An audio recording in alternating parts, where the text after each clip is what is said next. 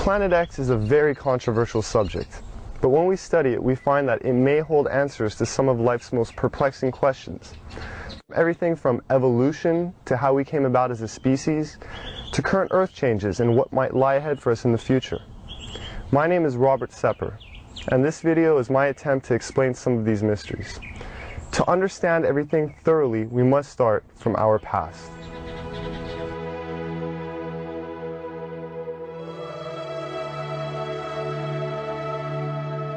As you do research on our mitochondrial DNA, you find that it goes back into the range of 150,000 years based on the mitochondrial DNA, which is, I think, pretty much incontrovertible.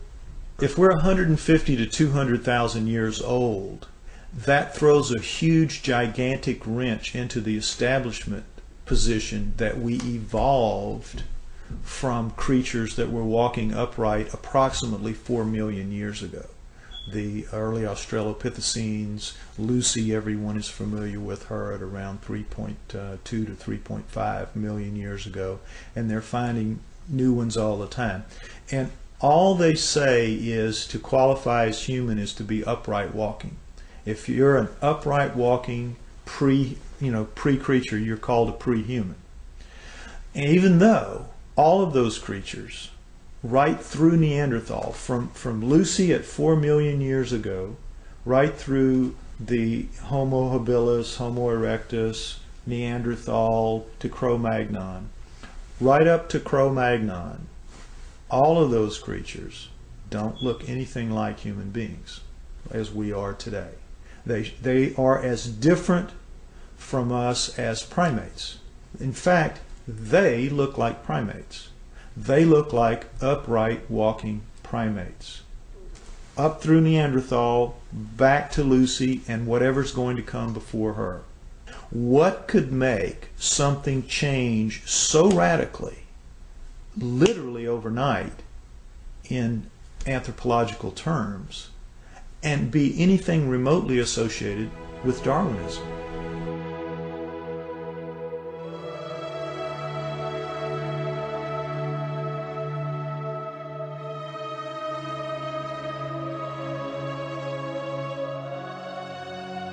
I believe, personally, that the writings of the Sumerians 4,000 years ago, as chronicled by Zecharia Sitchins in his books, The Earth Chronicles, I believe that is the most logical and reasonable explanation that there is for how we came to be.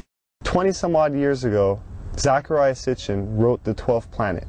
In The 12th Planet, he describes ancient writings and texts by the Sumerians depicting a 3,600-year orbit of Nibiru. But the Sumerians are rarely spoken about in history books.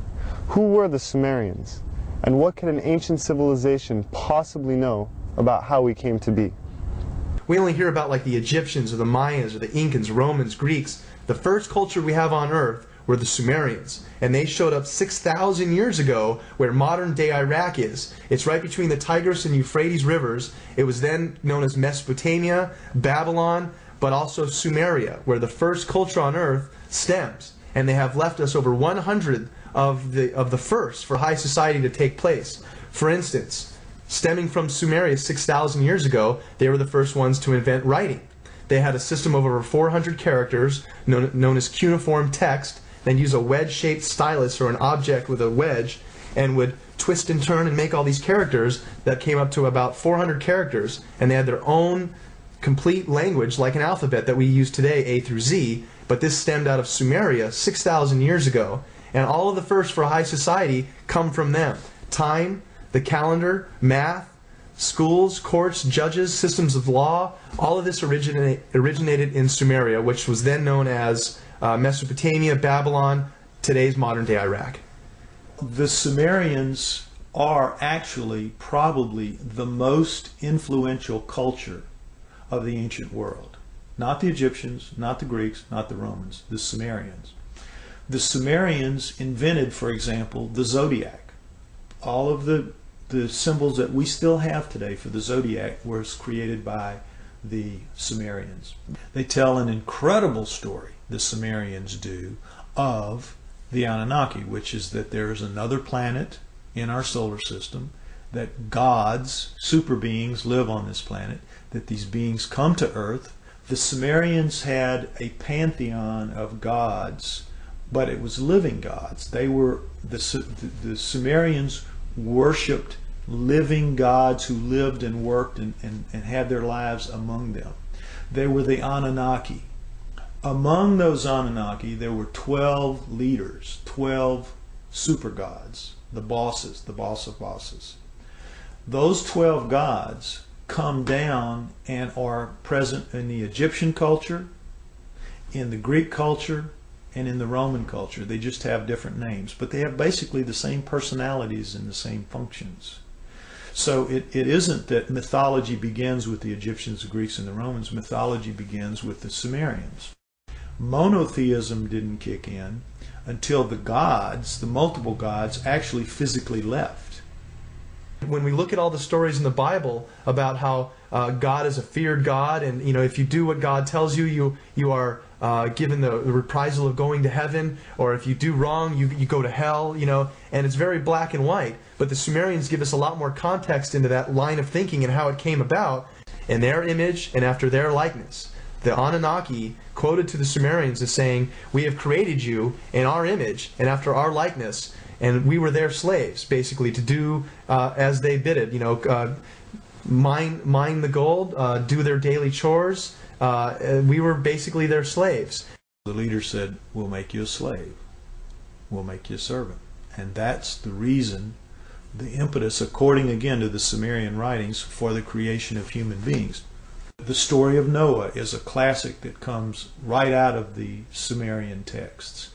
The word Eden, the Anunnaki called the land where they lived the Eden. The Adam, they called the worker slave that they created the Adamu, plural. Could the Anunnaki have genetically engineered humans? It sounds incredible until we consider that we ourselves genetically engineer the fruit and vegetables we eat every day. From tomatoes to apples and oranges to cloning Dolly the sheep. If we can genetically manipulate DNA, then who's to say that we weren't created or our DNA wasn't tampered with by another race of beings in the past? Now the question is, were we? Did they? And if we were, there must be some empirical evidence, some clues left behind, besides writing in a text that points to this. If you look at the human genome, you'll see that it looks very much like a primate genome, except the second and third chromosomes are fused into one. So, what does that solve? It gives you all the chromosomal material of the primate, but it's now only taking up the space in the combining process of 46. It is 46 chromosomes with 48 chromosomes of genomic material still in there. Now, how could nature do that? How could nature fuse those two chromosomes together in any length of time? It wouldn't happen. It couldn't happen.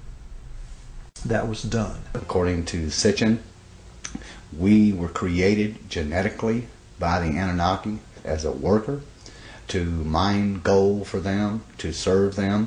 People out there, even if you're not a scholar, even if you're not anything, if you open your eyes a little bit to this and you start just doing your own research, you're going to find paths there that lead you to some things that are going to awaken new ideas into you. And the next few years, I think we're going to see a watershed of information that is going to absolutely rewrite every book of history. There's evidence left over this entire planet when you start thinking, and you must believe, that we are the offspring of these people. If there was a God, the God created those people before they created us. We are here because of an act of divine creation, but they were people just like us, only older, only more technically advanced. We need to rediscover that in ourselves, that we are a great civilization. We came from a great civilization. Right. And I would tell anybody to look, open your eyes and look for it. Don't be blinded to something that's led to nothing but the slaughter of ourselves for thousands of years. And we still are at that point. We're still a warring society. When this documentary or others like it are put out there and enough people will see it, at least that will start a beacon somewhere that will start shining a little bit brighter. And so at some point we're going to see that we have a different history than what we've been given. The proof's there. Our true history may be indeed very different than what we've been taught through the ages. Whether this data has been withheld or our identities have just been forgotten, it is our responsibility now to rediscover who we are and where we're going.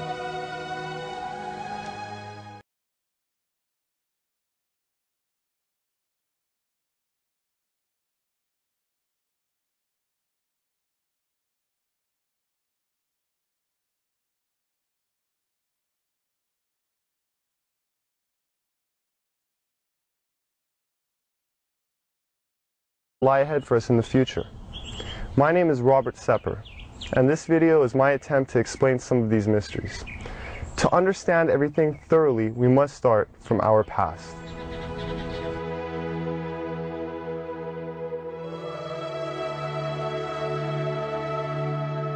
As you do research on our mitochondrial DNA, you find that it goes back into the range of 150,000 years.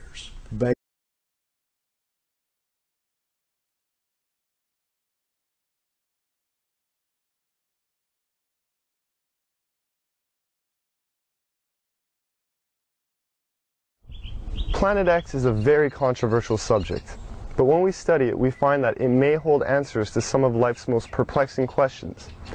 Everything from evolution to how we came about as a species, to current Earth changes and what might 0.2 to 3.5 million years ago, and they're finding new ones all the time. And all they say is to qualify as human is to be upright walking. If you're an upright walking pre-creature, you're called a pre-human. And even though all of those creatures, right through Neanderthal, from Lucy at 4 million years ago, right through the Homo, based on the mitochondrial DNA, which is, I think, pretty much incontrovertible. If we're 150 to 200,000 years old, that throws a huge, gigantic wrench into the establishment position that we evolved from creatures that were walking upright approximately 4 million years ago. The early Australopithecines, Lucy, everyone is familiar with her at around 3. Homo habilis, Homo erectus, Neanderthal to Cro-Magnon. Right up to Cro-Magnon, all of those creatures don't look anything like human beings as we are today. They are as different from us as primates. In fact, they look like primates. They look like upright walking primates.